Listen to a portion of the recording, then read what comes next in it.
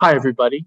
It's DocTalk, and it's post-Easter, so we're mid-April. In the South, yellow storm is in full effect. Yellow storm is coating of all surfaces outside with yellow pollen, and as the wind blows, it just kicks up these little swirlies of yellow pollen, and this pollen blows around a little bit, but once it sticks on something, it's stuck and you have to wash it off. So bless all those people who live in the pollen zones. And frankly, that's coming for all of us. Today, we're going to talk about a couple of things. And what is timely right now, we're seeing a few upswings in COVID cases. And not that it's causing major disruption. It is one of the variants of the known COVID variants that are working through the country. So it's XBB. It is causing people to be sick, but relatively low acuity illness. The recommendations for care are, once you think you have it, to isolate yourselves. So that means no contact with other people. Wear a surgical mask on yourself.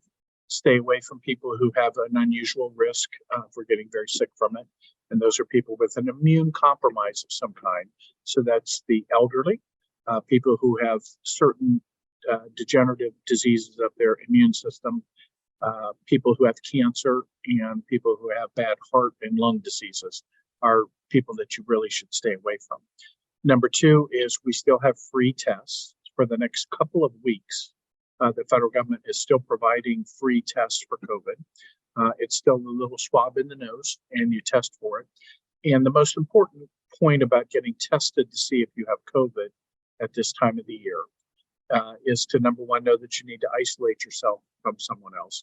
And number two, if you have any health reasons that would lead to a concern about a severe case of COVID, that you have the opportunity then to contact your primary physician or go to the urgent care center emergency department and get a treatment of Paxlovid, which is an antiviral medicine whose job it is to reduce the chances of you getting a severe case of COVID.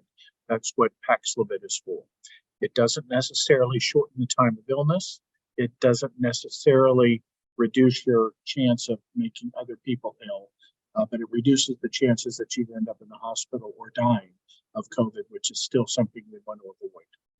For most people who are getting mild symptoms with COVID, what is happening now is you're getting upper respiratory symptoms, in some cases runny eyes, and there's been some popular press about the kids with what looks like pink eye, but they have respiratory symptoms as well as pink eyes, and that leads them to get tested and they're positive for COVID. So they're home for 5 days. That's still the recommendation. And for 10 days, we still use a surgical mask, staying away from other people. And if they're going back to school, they will wear a mask at school to avoid transmitting to other people. That's as long as you're asymptomatic. I talked about yellow storm because really the biggest medical issue right now is people with allergies and seasonal allergies. And how do you tell what is COVID versus seasonal allergies? Seasonal allergies will cause irritation in your eyes, in your nose, in your throat, and will cause you to cough. And if you're susceptible in your lungs, you may start wheezing with it. You will not have a fever. You will not have enlarged lymph nodes, which come with many cases of infections when you feel the lymph nodes on the front of your neck. You will not have the completely washed out feeling that people have when they have a viral infection or a bacterial infection. Many of you know your allergy symptoms and know that when your eyes begin to water and get red, and when you begin to have a runny nose that's really clear mucus, you're like, I know what this is. And then you go on antihistamines, decongestants, and in some cases you have to go on steroids if your allergies are really bad. And those steroids come in the form of the sprays that you put in your nose, the sprays that you inhale, or pills that you take for the allergy problems. COVID and other infections have a tendency to cause you to feel washed out, cause you to have a runny nose, a sore throat, and a cough that can be productive, and is typically associated with more symptoms like fever and that terrible fatigue feeling that you have when you have an infection. That's not typical symptoms for allergies. We have still the tests that are readily available, and that's only going to be for about the next month, the way that it looks now, that the federal government will be providing those free COVID tests. If you need them and want them, stock up on them, because they have about a year shelf life and would still be accurate. We don't know yet about the updates on vaccines, and currently in the hands of the FDA is recommendations from some of their subgroups who are talking about COVID vaccinations with the new bivalent boosters going out either every 6 months or added to an annual recommendations for immunizations, particularly for people who are susceptible to bad infections. Right now, we don't have a specific recommendation, just so you don't go looking for it in particular, that people would, at a 6-month interval from past infection or past immunization, get another bivalent booster. But it may be by the summertime that we will have a recommendation going into the fall.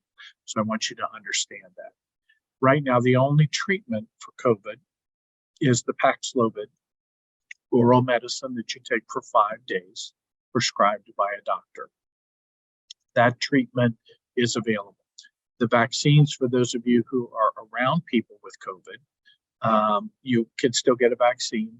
You contact one of your local big pharmacies, your primary care physician, the clinic that takes care of you, or you can go online and see who's distributing vaccinations in your community.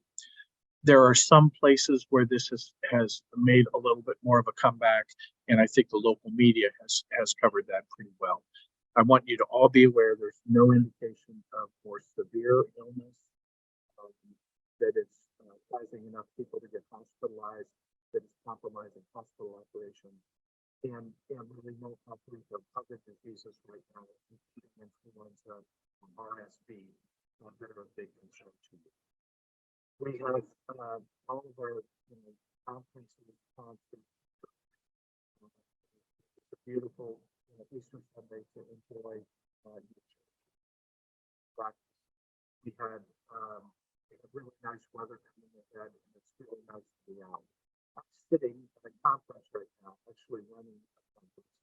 So people are thrilled to be back together again and to be able to talk about the challenges. I'm an emergency physician. This is an emergency department leader conference. We're talking about the future of emergency care, which is going to be a little different post-COVID. And that's what we're talking about, how we can better our emergency care systems post-COVID, taking advantage of some technologies like the use of our smartphones, contacting physicians and others through telehealth and telemedicine that will allow you not have to go physically to a place if that won't benefit you. Stitches are still going to have to take place in the emergency department. If you've broken a bone, you're still going to need an x-ray. But for many other illnesses and other medical distress, getting advice over the phone, getting prescriptions over the phone is now much more available to us than it was pre-COVID.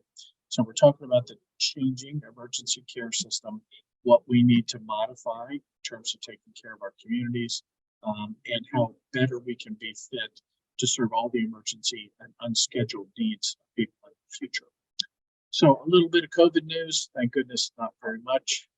We have terrible weather conditions in many parts of the country, and we had another horrible shooting event.